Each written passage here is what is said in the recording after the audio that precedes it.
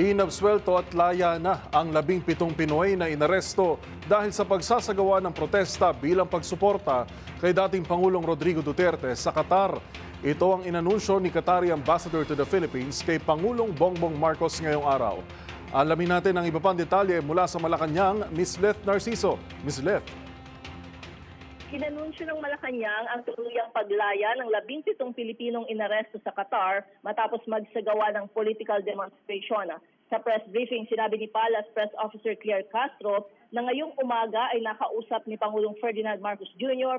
Qatari Ambassador Ahmed bin Saad Al Humidi. Ay kay Castro, ibinahagi ni Al Humidi na dinismiss na ng Qatari authorities ang reklamo laban sa 17 overseas Philippine workers na hinuli noong March 27 dahil sa illegal assembly. Binanggitan niya ng Qatari Ambassador na ang development na ito ay sumasalamin sa matatag na pagkakaibigan ng dalawang bansa.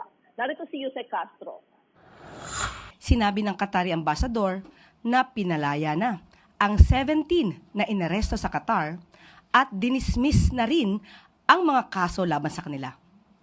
Ayon kay Ambassador Al Humidi, ito raw ay refleksyon ng maganda at matatag na pagkakaibigan ng dalawang bansa.